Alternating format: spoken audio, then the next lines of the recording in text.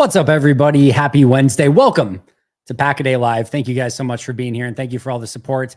Actually, just got done listening to Jason Perone and Mark Eccles episode for tomorrow. I was listening to that, and they had this awesome story about how Jason was down in LA, and he was talking to some Packer fans, and they recognized him from Pack-A-Day and got into a conversation, and we're so appreciative of Pack-A-Day and things like that. And it just really kind of struck me kind of out of nowhere of just like how really cool this entire experience has been and how cool this entire community is. It's really been unbelievable. On the audio side of things, just 6 years of episodes with just the most amazing people. And I don't thank anyone enough as I should.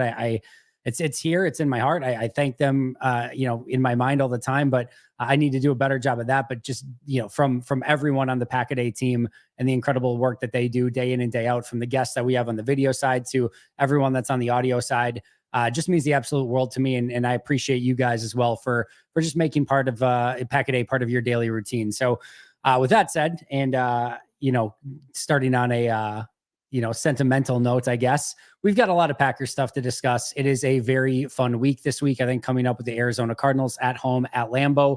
Romeo Doubs is back at practice. Packers obviously picked up a win last week. They're 3-2 on the year. Probably not quite where, people maybe expected or wanted them to be at this point. I think the interesting thing is, I think if you said they would have been 3-2, you'd be like, okay, I'm not great, but okay. I think if you'd have said 3-2, but they had to play 2 games with the backup quarterback, you'd be like, all right, well, that explains it, except for the fact that they won the 2 games with the backup quarterback and are 1-2 in their other 3 games. So it's just still been this bizarre, weirdo season, but I do think hopefully things are getting back on the right track, and that can continue this week with Arizona. So with that, we will get into all of your amazing questions. See some really good ones always lined up per usual. We will get into all the super chats, so those will go to the top of the list. If we get to the end and there's a bunch of questions, we'll go kind of speed round and get through all the member questions that we can, but I will try to get to as much as possible over the course of the next probably hour-ish. K. Ant, what are your thoughts on the NFLPA's push to limit access to players via locker room interviews? What's the Pack-A-Day policy for its reporters? Great question. And I thought about kind of talking about this and just haven't had the chance. Second part's easy. There are no Pack-A-Day reporters. So what I mean by that is, even myself, I am not credentialed through Pack-A-Day. I am credentialed through Packer Report. Ross Uglum is credentialed through Packer Report. Paul Brettel is credentialed through ESPN Lacrosse. Jacob Westendorf is credentialed through Bill Huber and Sports Illustrated. And Aaron Nagler is obviously through iHeartRadio. He's not even through Cheesehead TV. So yeah, Jacob Morley every once in a while will get credentialed through Packer Report, and there may be a couple others that get an opportunity here or there, but there's nobody credentialed through Pack-A-Day, and there's nobody doing any reporting in the locker room for Pack-A-Day. So that part we don't have to worry about.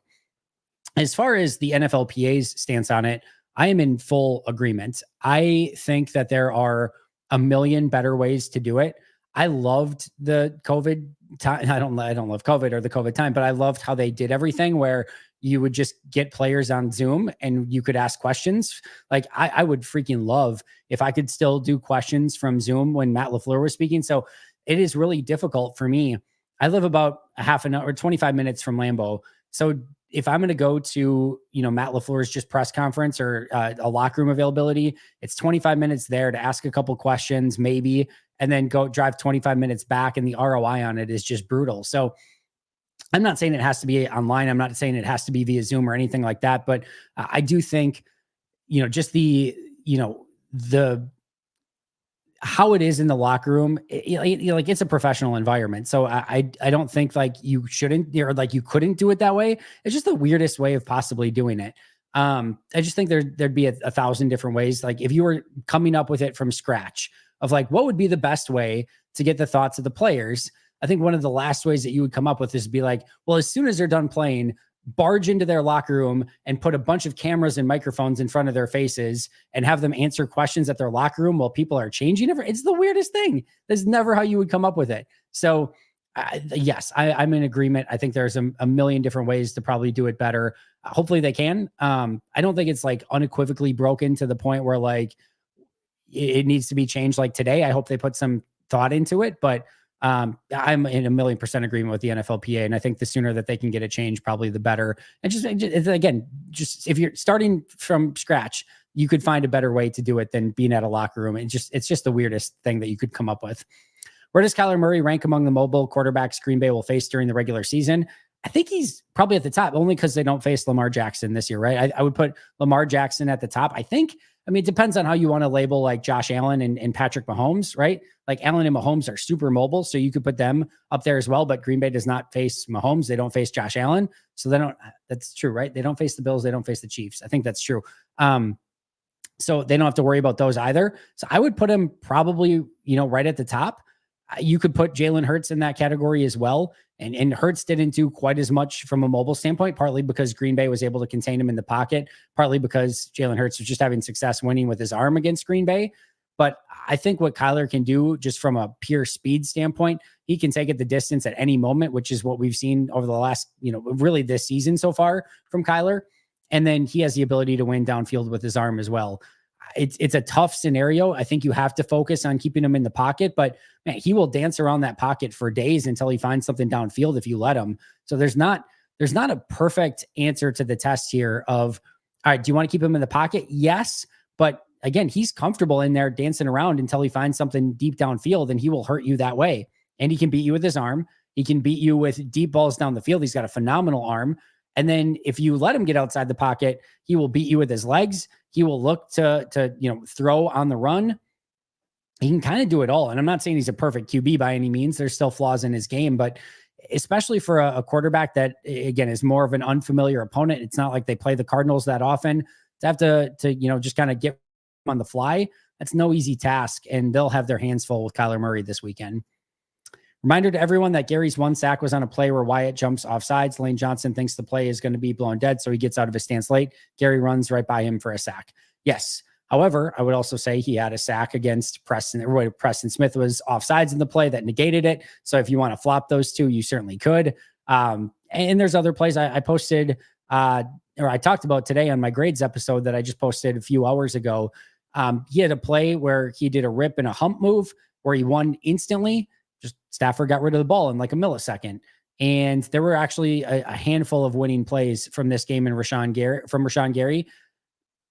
I will stand by the fact that it's not impactful enough. I still have a negative grade on him since week 12, I think it is, of last year. I have a slight negative grade on him so far this year. So I'm not making the defense of Rashawn Gary and saying like, yep, this is good enough. This is what Green Bay signed up for when they gave him a massive contract. I'm not saying that at all. It needs to be better. He needs to be more impactful. But this game in particular, I actually thought he was pretty solid. I actually liked the way that he played for the most part in this one and didn't have any real issues with his effort or anything like that. So, again, one sack in 12 games, which again is the one that you pointed out. It's not good enough. It has to be more impactful, whether it's forced fumbles, whether it's tackles for loss, whether it is sacks, pressures that turn into interceptions. I don't care what version of that it is. You got to find ways to make those big plays. And right now he has not done that for a consistent period of time where it is getting concerning at this point. Looking to your crystal ball, how does safety look over the next 3 seasons? Does Bullard get forced into the slot because of Williams? Does that hurt Bullard's ceiling since he is better at safety? I don't know. That's a great question, Snoop Robbie Rob. Xavier McKinney is clearly going to be in one of those spots. And then you sort of have how do you want to handle the other two? I think there's a world in which you can play, about 2/3 of Evan Williams at safety, and then a third of Javon Bullard at safety, with maybe about 50% of Javon Bullard in the slot. I think there's a world where you can maybe get by with that a little bit. Maybe it's not quite that much. Maybe it's a third of Bullard at safety, and maybe it's a third of Bullard in the slot. So he's still playing 2/3 of the game, which I think would be fine. And then you still have the plays where you're in dime defense, where you can get all of them on the field. And there's going to be injuries too, which will open things up. So I think that's kind of how I would do it. I think I would have Evan Williams, play about half the time or 3/4 of the time or 2/3 of the time, whatever math you want to put together, and then have Bullard play a little bit there and have Bullard play again, maybe 25% of the game, 33% of the game in the slot as well. And I think that makes it feel like everyone's kind of in the right spot. If both Williams and Bullard are playing about 2/3 of the game, and McKinney's obviously playing the primary spot, I think you can do it that way. And I think that makes a ton of sense. We'll see where Keyshawn Nixon ends up over the next couple of years, but there's enough versatility with those guys that you can get them on the field. And I have faith that Jeff Hafley will find ways to be creative to get all those guys on the field. I think they're all really talented. Obviously, McKinney is an all pro candidate right now. And Williams was fantastic last week. But yeah, either way, I think they figure it out. I think they get those guys on the field. There's plenty of snaps to go around. They do have the versatility to do it. And there will be injuries too that, make it so that they have to be creative with it, or just it evens out where, all right, Bullard's out, so Williams and McKinney are playing, or, oh, McKinney's out, Williams and Bullard are playing, and so on and so forth. So that'll work itself out. I think the hard one, right, is like Kitano Ladapo. He's in complete no man's land. Like, they might need to figure out a way to work him a little bit more as a box safety, but either way, they have a great problem. And I think I think Jeff Hafley will very much figure it out and find ways to be creative with all three of them. Shane Saunders, thank you so much for the super chat. Appreciate that a ton. Any possibility at all we bring Rasul back at the trade deadline? I don't see it. To me, there are 4 teams in the AFC that I think can make it to the Super Bowl or win a Super Bowl. I think there's one in each division. I think the Bills, the Ravens, the Texans, and the Chiefs. I think those are the 4 teams. I don't see the Bills having any interest in trading away any of their talented players at the trade deadline. They'll be buyers, if anything, not sellers. So I don't think Rasul will be on the trade market. I don't even think Green Bay will necessarily be in the market for a corner unless there are injuries at that position. If all of a sudden, Valentine or Stokes or Jair or someone went down, Nixon, I think you could probably look at it as a position of need. But right now, I don't see them, calling about Rasul. I don't see Rasul being on the market. And it's a very rare that any team trades a player away and then trades back for him. Also, there's a rule, right? I think I just read this somewhere. I think there's like a 2-year rule.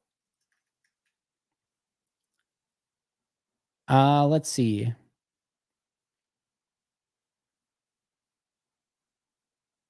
I swore I just read that there was a rule. I know Ben Fennell tweeted about it. I don't know if I can find this quick enough.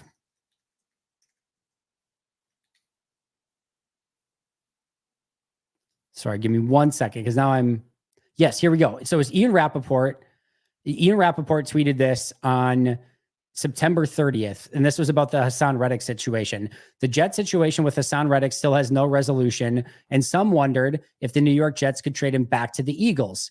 Turns out, per NFL rules, not possible. Teams can't trade a player, then reacquire him via trade until 2 years elapse.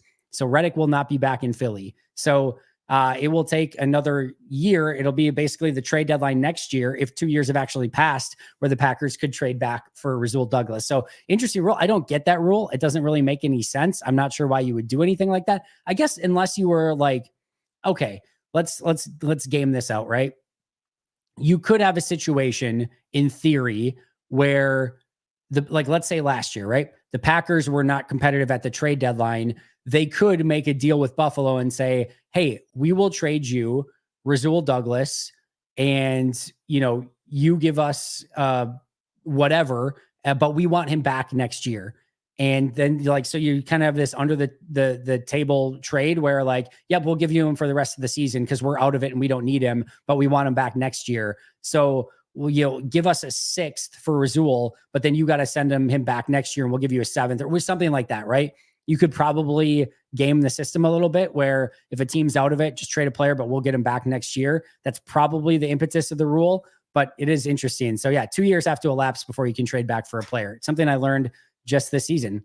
Hey, Andy, saw a post today that Green Bay is 7th in sacks and 5th in pressures with the 3rd lowest blitz rate in the league. How do we have those numbers while having the lowest pass rush win percentage? The Tennessee Titans is the answer to your question. Will Levis and the 3rd and 4th quarters of that particular game, I believe, are the answers to that question. That's when they won. That's when they got all their sacks. That's when they were, if you get 8 sacks in a game, that's going to, pad your numbers for a while. So I think if you look at it on the whole, still don't think it's good enough, but man, did they have a hell of a quarter and a half against the Tennessee Titans and racked up 8 sacks basically during that time frame. So that'd be my guess. I'd have to look at the stats a little bit closer to confirm that one way or the other, but that's what my gut would tell me. Chrissy, good to see you. Last weekend, Arizona won via the run, so I'm thinking we'll see more of the big nickel. I definitely think it's possible, Lonnie. This is a very interesting situation where I talked about this at length with Aaron Nagler today for the members episode that'll go live tomorrow. But James Conner, and Kyler Murray complement each other so well because when Murray's on the field, you kind of want to be quick and fast, right? You'd kind of like Quay Walker and Edgerrin Cooper to be at linebacker. You'd like your fastest defensive lineman to be on the field. You want to be able to, chase after him if need be, create that pocket around him, spy him when you want. Like you kind of want, again, your speed on the field. But James Conner is I will run through your freaking face running back. And it might only be 3, 4, 5 yards at a clip, but they are getting consistently 3, 4, 5 yards, and then he'll break one from time to time. If you go small, they will run all over you with James Conner. And if you go big, well, then Kyler Murray kind of gets what he wants. So that's where the tough aspect of this and kind of weighing out what personnel that you want in the field. But I like where your head's at, Lonnie, because I do think Javon Bullard in the slot allows you to be a little bit bigger on the field, a little bit bigger certainly than Keyshawn Nixon, gets Evan Williams on the field, and Bullard's not lacking for speed, right? So he kind of helps you in the run and chase and spy and anything else you want to do with Bullard. So I do think it could make some sense. I think maybe we could see Jair. And then who's the outside corner? Is it Stokes? Is it Nixon? Is it Valentine? That'll be interesting with maybe some Bullard in the slot, Williams and McKinney at safety, Cooper and Quay at linebacker, and then maybe you go a little bit bigger with maybe some Slayton and Clark inside at defensive tackle. Either way, the defensive line is going to have their A game because that run from Conner and the scramble ability from Murray, it provides you with a lot of problems, and they're going to ask those questions, and Green Bay is going to have answers to it. Not until the postseason, Andy. I'm not sure what that means.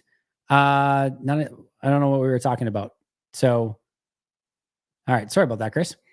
Perfect time to let Cooper play and spy and let Quay be the mic. I trust Cooper to save the closing speed and chase Kyler than I do Quay. Yeah, I just think those are tools in your toolbox. I think ultimately at the end of the day, you have to be multiple. I don't think you can do the same thing over and over and over again. I think you have to figure out a way. I think you have to figure out a way to throw different things at them. And I think that's what Jeff Hafley's going to do. But I think you're going to use a lot of contain along the defensive line. I think you're going to see some spy from both Quay and Edgerrin Cooper. I think you'll see some creative blitzes off the slot. I think safety will come down and try to spy sometimes as well. I just think they have to do a variety of different things to try to contain Kyler and to stop that running game. But yeah, I do think we will see Cooper a little bit as a spy in this one. I would love to see Carl Brooks, easy for me to say, play more defensive end. His solo sack came when he was on the end. Yeah, I would not mind that either, to be totally honest. So I think that's something that they could experiment with a little bit more. They have a lot of defensive ends, so that might be a problem, is just trying to figure out that rotation a little bit. But heck, if he's getting pressure from that side of things, let him do it. And I do think there's some run stopping ability there too. I'm for it, Brandy. And I'm, I have no concerns with him playing on the outside. I do think, again, you have to work out those rotations a little bit. Does that limit LVN and Igbare, Gary Smith, because you're throwing another player in that rotation? But screw it. Put him out there, see what he can do. And right now, they need to look for pressures any way that they can. And if that can be Carl Brooks, awesome. Like I said, I'm totally for it. High powered. I'm calling it McKinney gets a pick 6 this Sunday. I was going to joke and say, you know what, Xavier, I love the fact that you have 5 picks, but you couldn't house one of them. No pick 6s on the year. What are we doing, man? Are we even trying out there? That'd be awesome. If he could get the 6th interception in the 6th game. I don't know that we need to do the 3 6s here, but if he could get that as a pick 6, I don't know. I'm not a numerology guy, and I'm certainly not religious dude, but that would be pretty sweet if he could get the pick 6 in this one.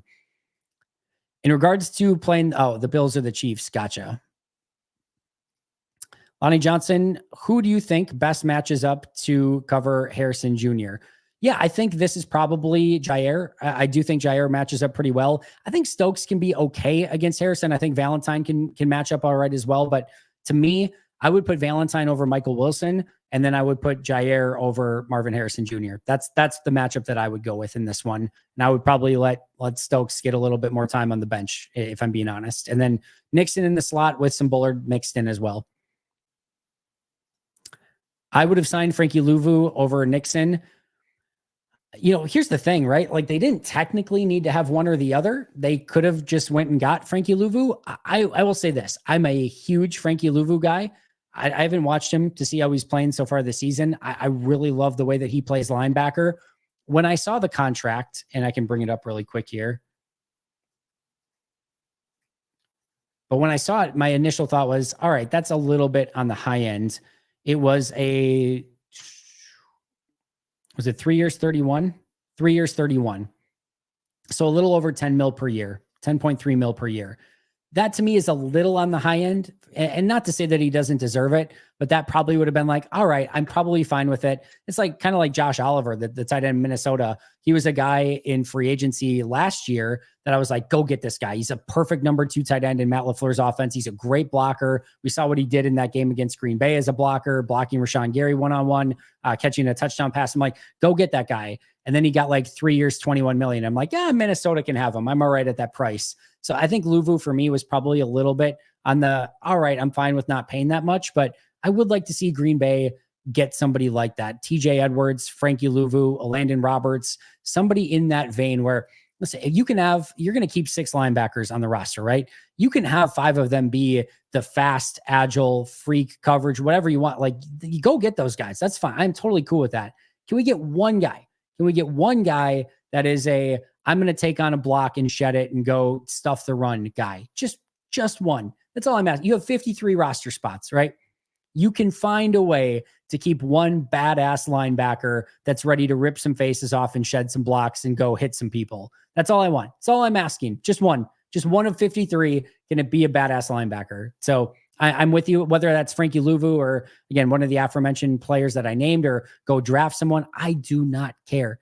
Find me a Desmond Bishop. Find me one Desmond Bishop. That is on my to-do list for Brian Gutekunst next year. Find me one Desmond Bishop for this 53-man roster. Should Carl Brooks and Van Ness switch? No. I am okay with Brooks playing on the outside. I do not think LVN is an inside guy in a 4-3 at all. So no, I would not do that. But again, I do think you can use Brooks outside for some snaps. I think you can use LVN on the inside on some obvious pass rush snaps. I'm totally cool with that too. But I think for the most part, LVN's an edge and Carl Brooks is an interior defensive tackle 3 technique. But I'm totally cool with kicking Brooks outside from time to time. 2 random thoughts. 1, we could have had Christian Gonzalez. And 2, I still do not understand why we got rid of Sewell for a 3rd. All right. I am with you on 1 1,000,000%. I am understanding of the other. I wanted Christian Gonzalez so bad with that draft pick. And he is a really, really, really good corner. And I get they really liked LVN. You could argue LVN premium position edge rusher. Guess what? Corner is a pretty damn premium position as well. And it just felt like it would have solved a lot of problems last year and this year with some of the depth in the secondary. Jair and Christian Gonzalez on the outside would have fed families. Like, it would have been a massive pick. And I thought him sitting there, he was supposed to go before Green Bay even picked. I thought it was right there for them.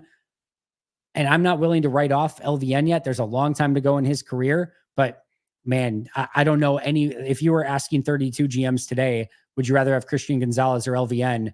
I don't think there's a single one that's even entertaining the thought of LVN. That was a great pick for New England. You do wonder if because New England wanted LVN, remember? Green Bay swapped up to 13 in the Rodgers trade. You wonder if New England would have initially taken LVN in that situation and Green Bay was stuck at 15. Would they have been the ones that got Christian Gonzalez? Would they have went with somebody else? That's always an interesting question to me, but that's definitely a bit of a tough pill to swallow, especially because that was somebody, again, that I wanted. That was my guy. That's who I unequivocally wanted at that spot.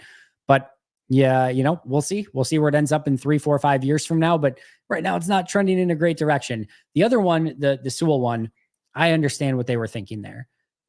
What I will say is, and I really like Rasul Douglas. He was playing really good football at the time last year. You have to remember when they traded him, let me see the schedule here. So they traded him. Sorry, 1 second. October 31st. They traded him on Halloween last year. So at that point, Green Bay was 2-5. They were 2-5 and had just lost 4 games in a row. Upcoming on the schedule, and not too long after that, were the at Pittsburgh, Chargers.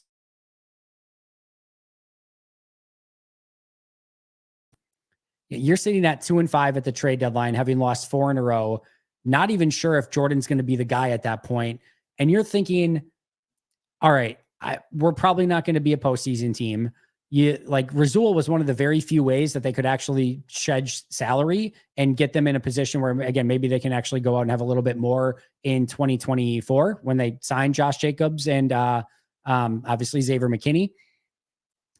It made sense at the time. The other thing that you have to remember too, and they didn't know the Stokes was not going to play the rest of the year at the time, but they were pretty high on Carrington Valentine at the time as a 7th round pick. They had Jair Alexander and Stokes was coming back. Valentine was playing decent. There was already a bit of a log jam at corner, and they knew when Stokes came back, they were probably going to need a place to play him as a former 1st round pick and give him that opportunity to come in and play. Now, he had multiple setbacks, only played 2 games, but Goody didn't know that at the time. When he made the trade for Rasul, the thought was that Stokes is going to be back any minute and play the remainder of the year, and they kind of needed that spot along with Carrington Valentine. And last year, even going into the year, middle of the season, up until when they got hot at the very end, made the playoffs and started winning a playoff game, right? The thought was last year was for the young guys. They went out and drafted a ton of players. They went out and got, just youth after youth after youth to kind of fill up the roster and see who was going to step up. And I think the thought that he had was Rasul was about to turn 30.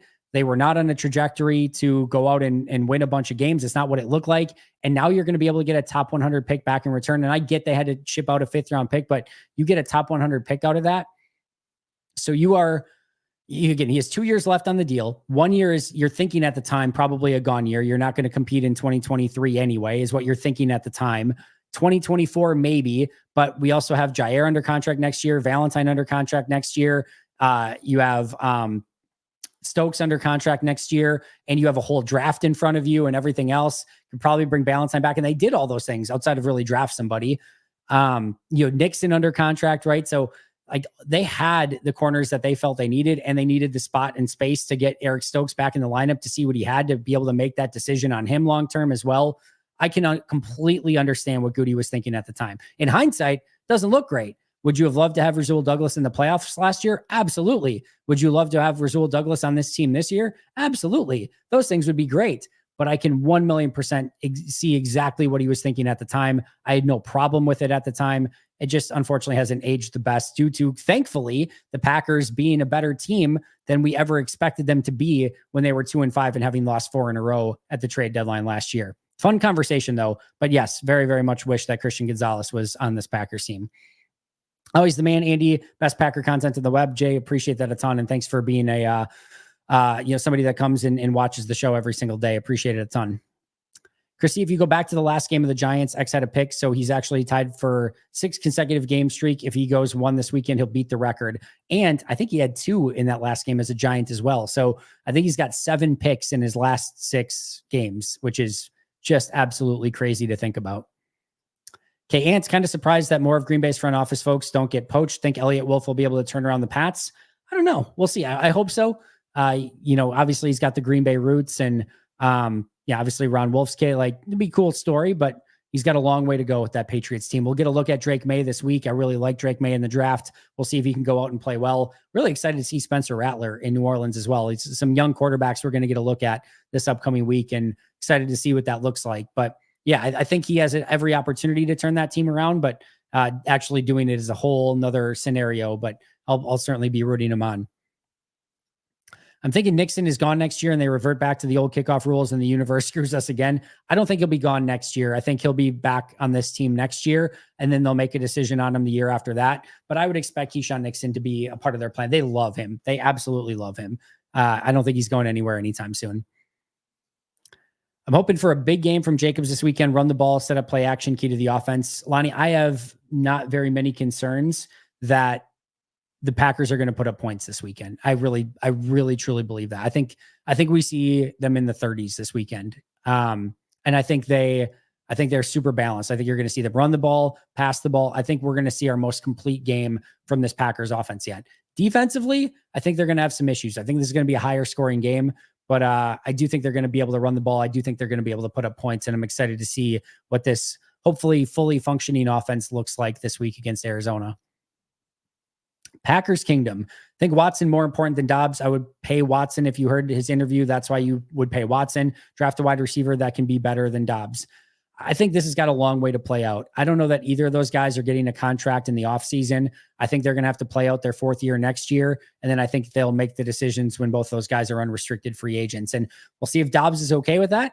If he says, nope, I want out, or I want a contract extension, or I'm not playing, and Green Bay might have to deal with that in the offseason. But right now, I think you make Christian go out and get healthy and show that he can go up and put numbers throughout the entirety of a season. And then, Dobbs needs to show that this is behind him and he can go out and have a great remainder of his, Packers next year and a half. So I think you let that play out for the next year and a half and then make both of those decisions in the offseason of 2026. Emmanuel Wilson running is underrated. He's not getting fan attention. I love how he runs. I think people are very appreciative of the way that Emmanuel Wilson is running. It may fly a little bit under the radar, but I don't know of anyone that's disappointed by it. I think he is showing exactly what he's capable of. He runs behind his pads. He's got just the right amount of wiggle for a guy that his size with his physicality and speed. I love the way that he runs the ball. He's catching the ball better. He's pass protecting better. He's kind of becoming a complete back right before our eyes. And there's a reason he's getting the snaps that he's getting. He's earning them. He's deserving them. He had 4 yards per carry last game in a game where it was really difficult to find any sort of running room. So he's on a great path right now and really excited about what he's doing out on the field. I'm just happy Sewell went to your second team. Well, there's always that, Ben. Congratulations on that. The difference between these two teams from last time they played each other is interesting. When was the last time they played the card? Was it, it wasn't last year, was it? Wasn't last year. 2022. Wasn't the McCarthy game, was it? It can't be that long. No, they had to have played before that. 2021. All right, 2021. Just making sure I'm not missing a game here. 2023, they did not play. 2022, they did not play. So yeah, 2021 with Rodgers at QB. Yeah, I don't know. For some reason, they were 7-1 at that time in 2021. Dillon goes 16 for 78. Jones 15 for 59 and a touchdown. Rodgers was 22 of 37, only 184 yards on 37 attempts. That's not great. 2 touchdowns, no picks. Jones caught 71 balls through the air. Yeah. Oh, the Rasul game. Now I remember. My apologies. Yeah, that was an awesome matchup. It's all coming back to me now. Rasul pick at the end of the game. They had just gotten him off of Arizona's practice squad. Yes. All right. That was a great game. Really, really fun game. All right. Now we're getting a bunch of chats in. Let's do this. You think edge is a point of emphasis in the draft this year if LVN isn't making strides and or Gary regresses? I know a lot of football left. Yes, I do think defensive line, offensive line, and corner, probably your top 3. Defensive line, Preston's gone probably, and Slayton's probably gone as well. So I think interior defensive line and edge rusher will both be potential needs. And I think they might just want to get a different type, maybe a little bit more of a speed rusher for this defense as well. So yes, I do think defensive end, defensive tackle, offensive line, and corner will be some of the key positions for the Packers in the draft. I still hope Kalen King might develop into something. Hope he doesn't get poached from the practice squad. I do too, Jonathan, but I will say this. When they had to call somebody up from the practice squad at corner, it was not Kalen King, right? It was Kamal Haddon. So that's not a great sign that they have a bunch of faith in him. They also don't really cut their draft picks all that much, although 7th rounders, they're usually a little bit more lax on. But clearly he has a ways to go. I think they view him as primarily a slot guy. And that spot is very clogged at the moment, right? Because you've got Keyshawn playing there. Now all of a sudden, you've got Javon Bullard taking snaps there. Corey Ballantyne is the backup in the slot right now. So you've got a log jam in the slot position. And my guess is barring a couple injuries, I don't think we see Kalen King on the active roster at any point this year. So he's going to have to come back, have a big year next year, maybe show he can play on the outside, maybe cross train a little bit, but there's talent there. There's no question about it, but he still definitely has a ways to go. And he doesn't look like he's in any actual playing time plans in the immediate future at all. Andy, what recent contract extensions have actually brought the Packers good ROI? Doesn't seem like there's many. Yeah, you can make that argument. The Kenny Clark one is not looking great right now. The Rashawn Gary one is not looking great right now. I have to go through the Bakhtiari one was an unmitigated nightmare, not due to anything that the Packers did wrong, just due to a brutal injury. Aaron's last contract extension was not great. In fact, they got super blessed that the Jets wanted to take that off their hands. What else do we got? Preston's most recent one, although it was more of just like, again, kind of kicking the can down the road. That's not looking great at the moment. Jair's not been the same since he signed his. So yeah, I get the argument. I don't know that there's anyone that you can make a super argument for right now. Elton's is looking good right now. So probably Elton would probably be my answer. Elton's is pretty good.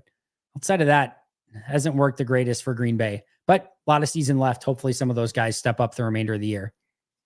Are your ratings available to see anywhere? PackerReport.com. You do need to see, you do need to sign up to become a member. There are like 90% off deals that happen there all the time. You can get it super cheap. You can get months free from time to time. So just keep an eye out for the deals there over on PackerReport.com. Even without it, it's pretty cheap per month. And I think you get Paramount Plus with it too. At least maybe that was just a promotion for a little bit of time.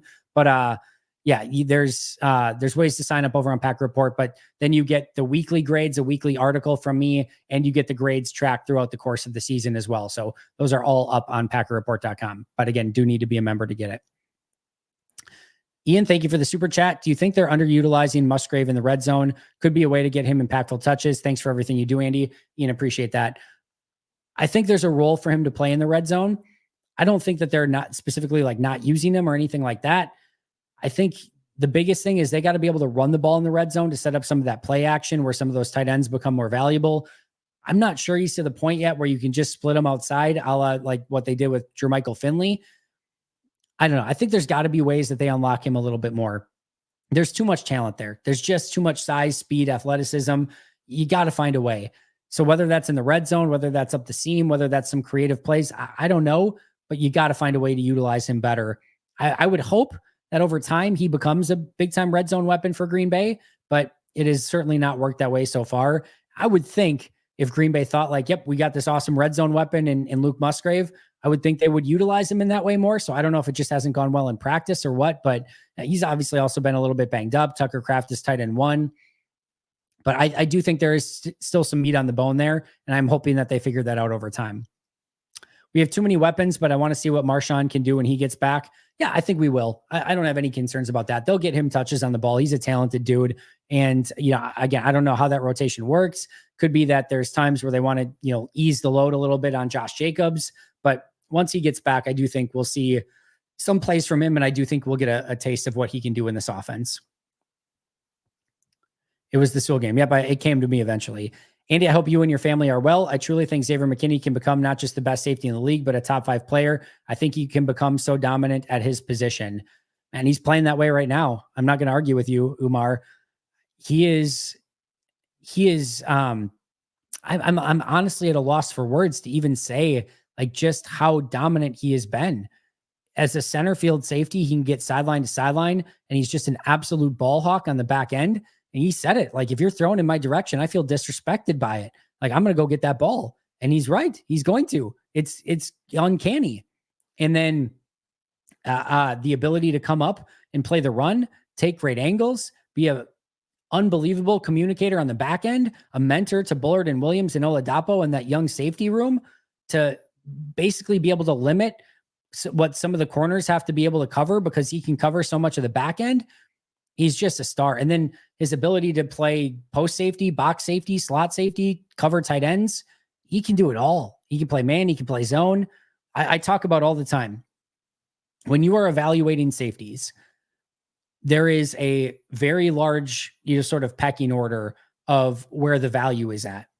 If you are a true center field safety, a la Earl Thomas or whoever, whatever great center field safety you want to put out there. Troy Polamalu, Ed Reed's probably the best example.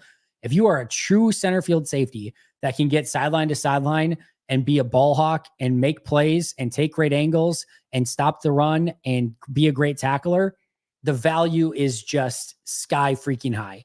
Like, you may say that safety is not a premium position, and a lot of times it's not. But if you have that true center fielder, that true post safety that can do all of that, the value is through the roof. That is a premium position. It's just, you can't find those guys. You can never find those guys.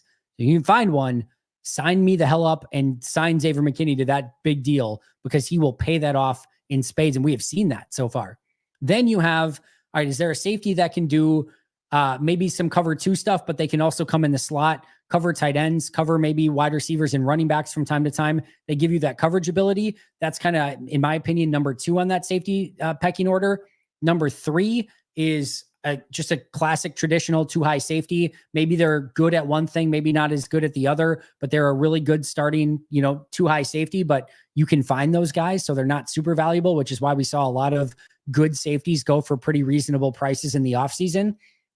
And then the lowest tier, in my opinion, is just somebody who's just a box safety. That's all they can give you. They can't really give you the 2-high stuff. They can't cover, but they're a really good intimidating box safety. You can find those guys too. So that to me is the pecking order. But that true center field single high safety that can play at a super high level, that is the creme de la creme of the safety position. And if you can find them, sign him. And I have no idea how the Giants let that out of their building. And he is just tearing it up in this Jeff Hafley defense.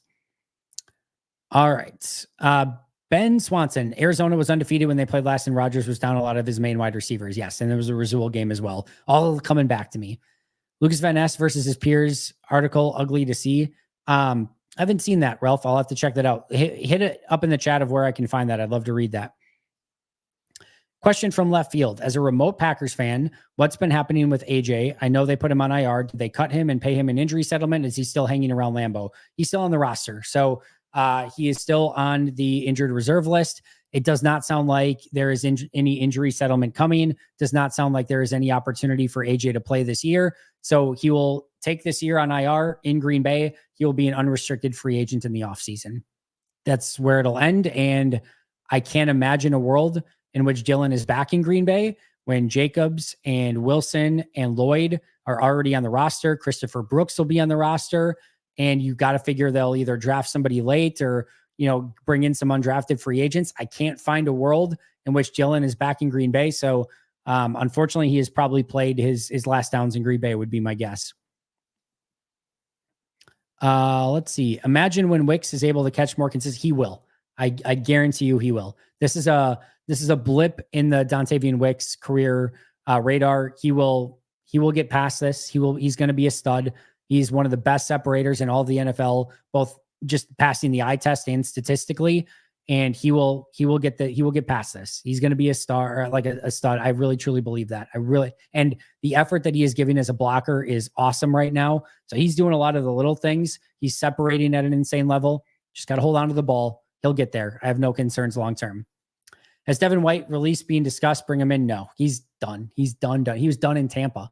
He couldn't give you anything in Tampa. Tampa deactivated him like in the second half of last year and didn't play him. He signs to Philly on a decent deal. Like Philly paid him and is still like, nope, we made a mistake. And not only just like deactivated him for the season so far and then just cut him, like that is massive egg on your face, right? If you give a decent contract to a guy in the offseason, like a multi-year contract, and then have to cut him before ever playing him a game because he's not good enough. No, the writing is well on the wall. Stay away from Devin White. It's not worth it. I don't know, man. White had a couple good years and then fell off a cliff. Philly's inside linebacker core isn't good and he still couldn't find the field. Well, Ben didn't even need to say my answer. I just could have posted yours up there. Well said. Would you trade for an edge rusher before the trade deadline if you were Goot? I want to see what this next month brings. They've got a month before the deadline. I believe that Green Bay has all the talent that they need. I really do. I don't think that there is a lack of talent on this team, but man, do they need to play better. If I get to the deadline and we're still looking at LVN, can't get off blocks, Rashawn Gary not making an impact, Preston Smith looks a step and a half slower, and Enigbari is a nice rotational piece, but nothing more. Kenny Clark's having a decline, and we're seeing that happen in real time. Devontae Wyatt's good, but not quite good enough to just carry the defensive line on his own. TJ Slayton's a run defender and is not going to be that dynamic pass rusher. Carl Brooks is okay, but again, is more of like in that Enigbari rotational role. If I get to the deadline and that's what I'm looking at, I got to find something. I owe it to my team to go and say, I got to find something. I got to find somebody who can win with a little bit more regularity. And maybe I have to trade LVN in the trade, or maybe I have to trade something so that it opens up that spot too. So be it. It's a team that's ready to compete right now. And I know patience is good, but sometimes you got to make some moves with a win now mentality. If they get to that deadline and they're sitting at 2-3 losses. You know what? So 4 games from now, 3-2. So what, 7-2 or 6-3, something like that. And they think that things are coming along offensively, but they need that pass rush guy. Go get him, find him, figure it out. And I think do it. But I think the talent's there. I want to see this coaching staff get after it. I want to see these defensive linemen from the interior and on the outside get after it. They got to play better. I think they can. Right now, I don't think a move is made, but if we're in the exact same scenario a month from now, make it happen. Go do something. The only thing that irks my soul of Valentine is his effort in tackling many business decisions when it comes to tackling.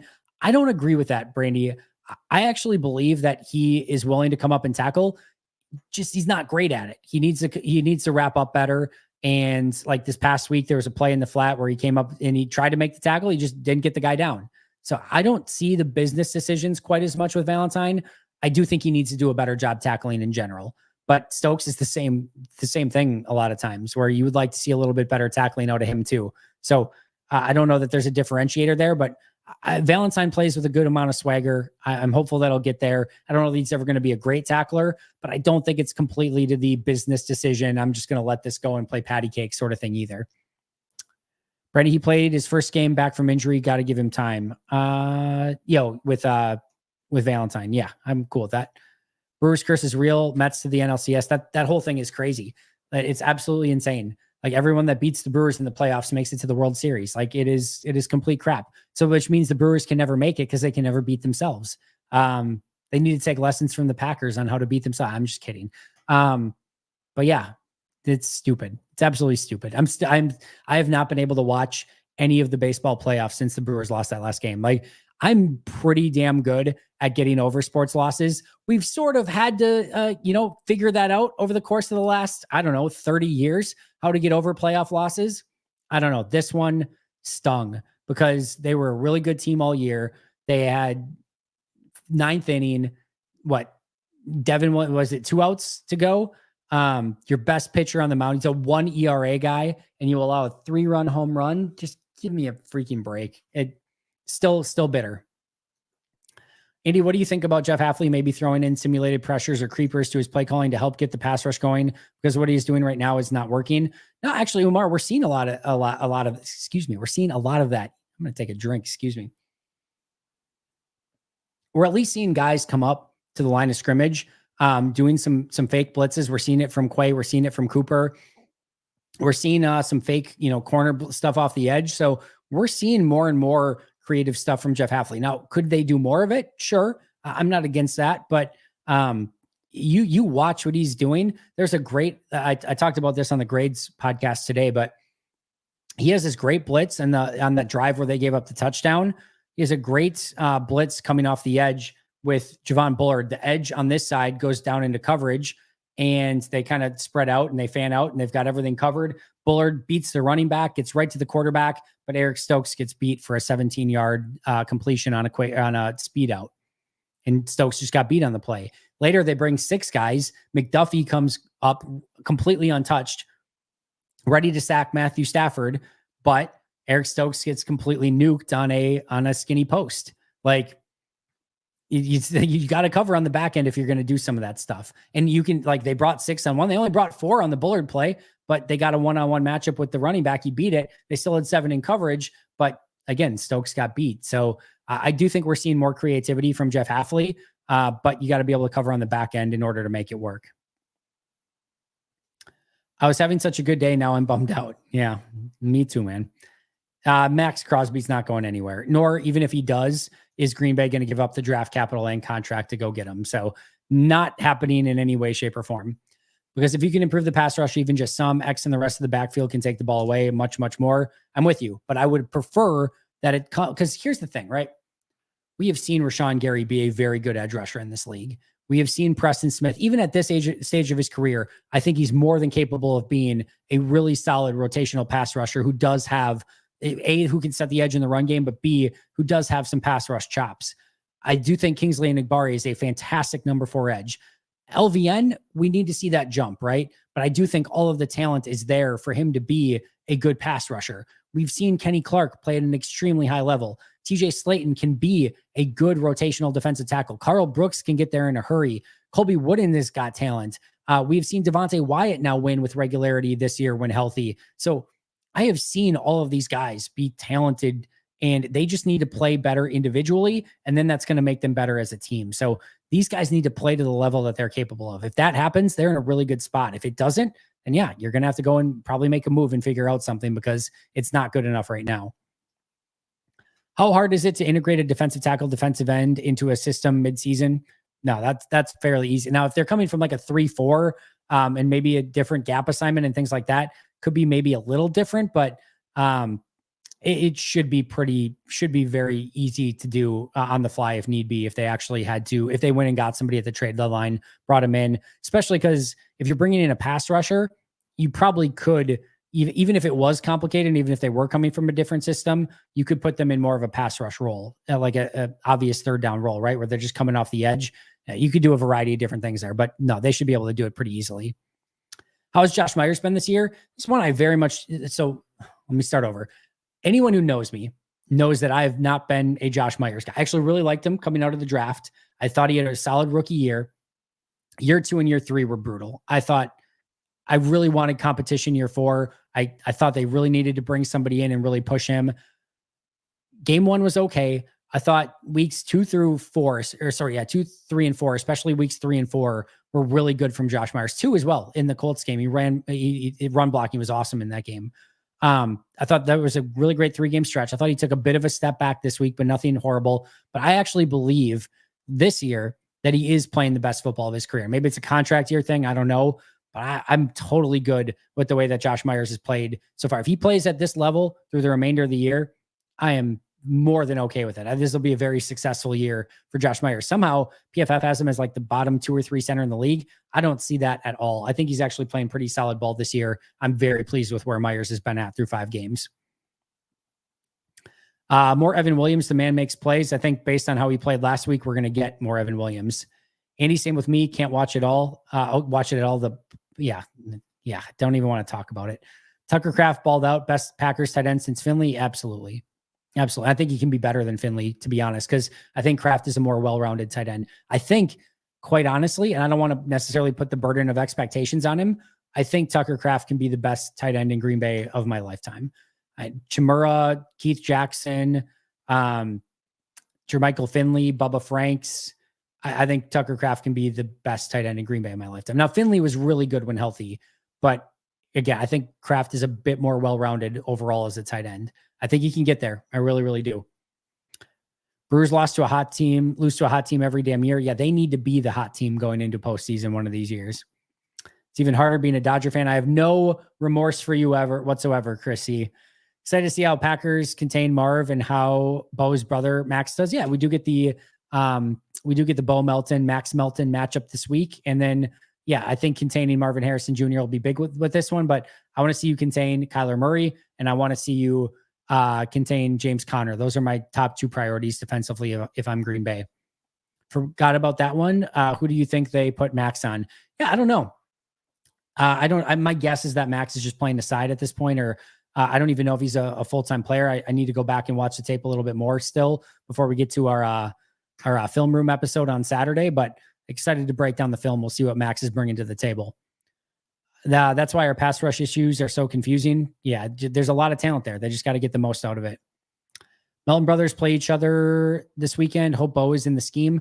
We'll see. He was the 4th wide receiver, even behind Malik Heath this past week. And now you're probably getting both Watson and Dobbs back this week. So I have a feeling we'll see an inkling of Bo Melton, but my guess is probably in that 5 to 10 snap range.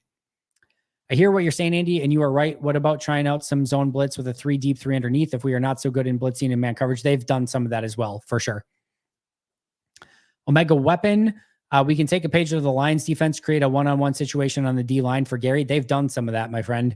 They have absolutely done some of that. They've got him some one-on-one looks, and he's just got to win on some of those. And sometimes he has, and the quarterback just gets rid of the ball. That's happened as well. But Jeff Hafley has definitely got him. In the Vikings game, they got him one-on-one with Josh Oliver. They got him one-on-one with CJ Ham. And they didn't get him one-on-one with Aaron Jones, but Aaron Jones blocked him one-on-one. So he's got to win those matchups when he gets them.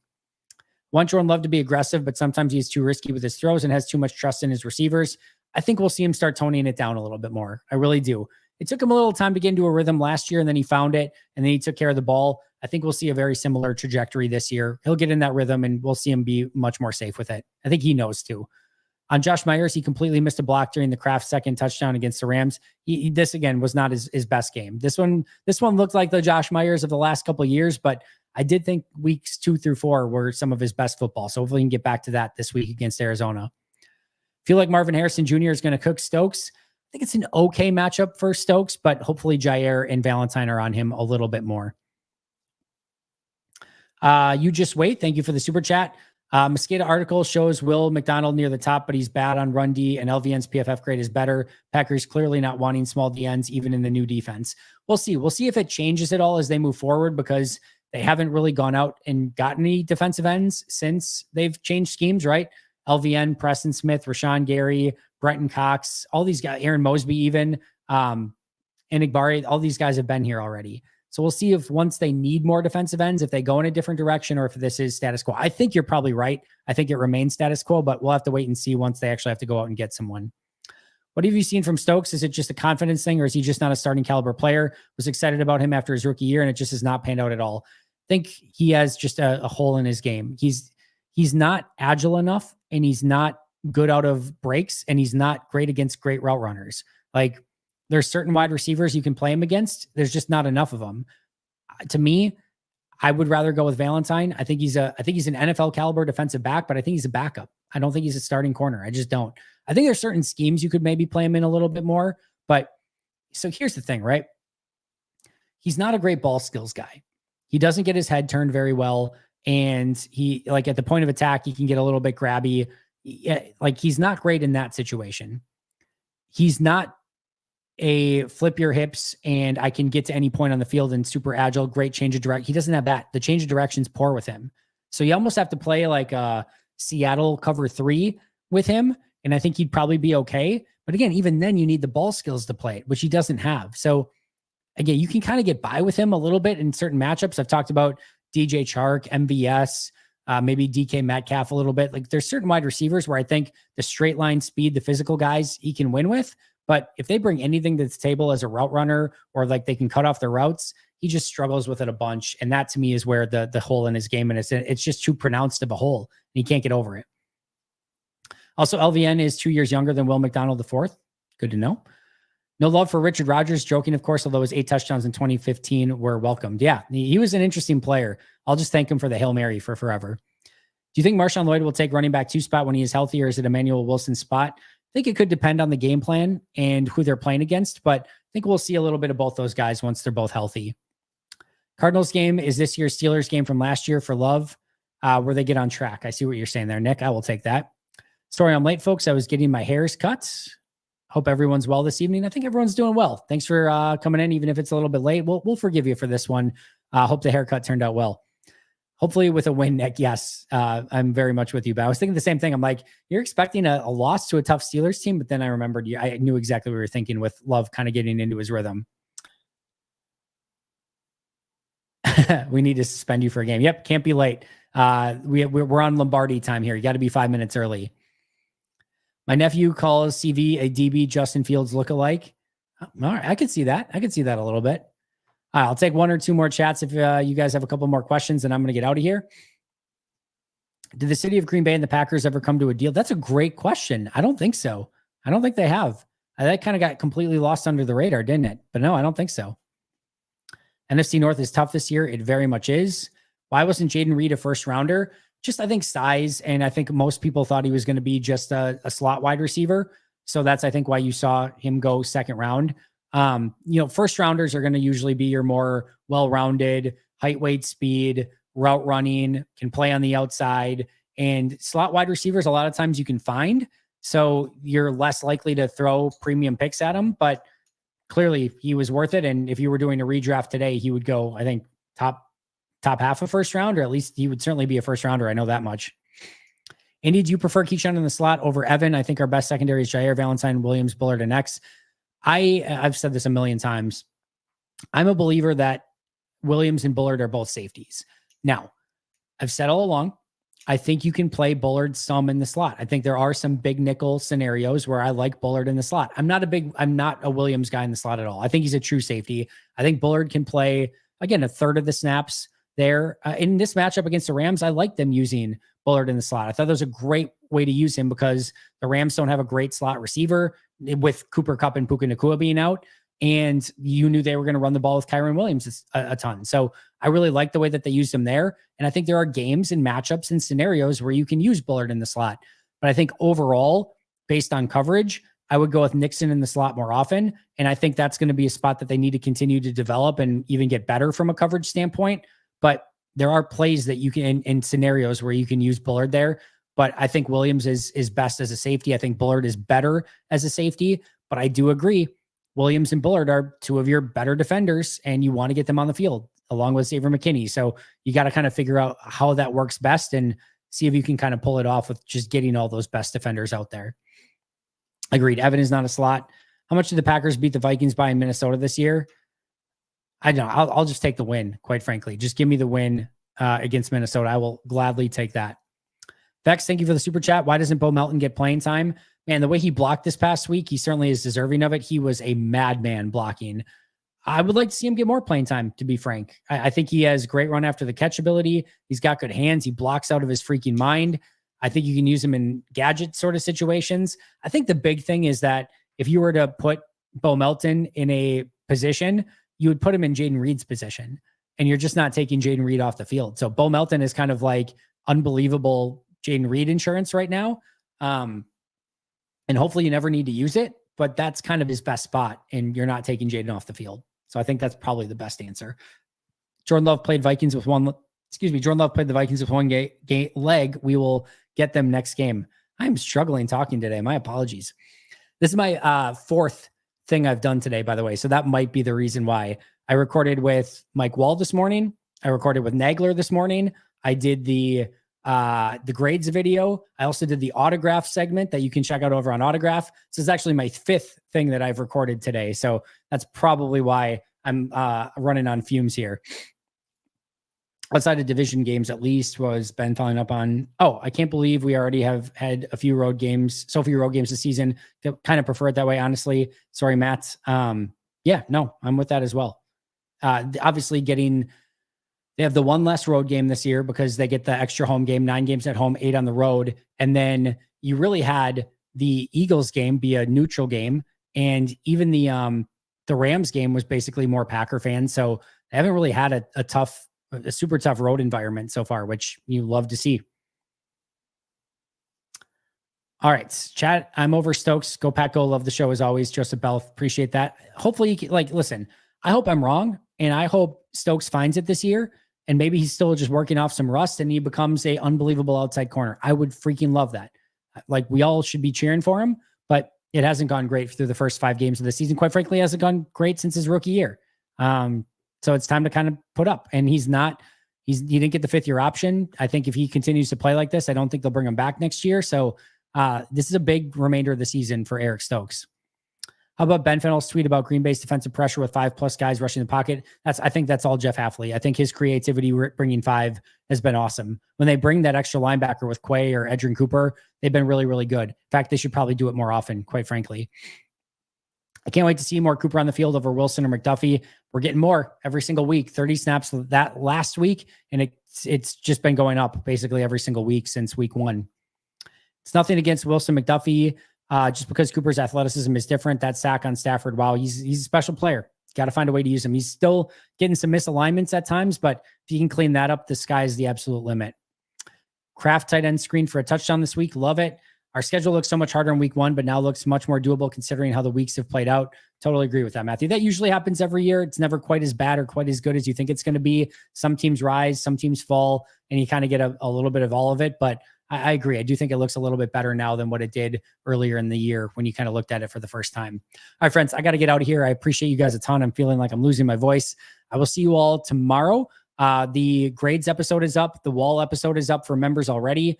We'll probably get a Ross video tomorrow at some point as well. And then maybe a Camille episode. I don't know. We'll see.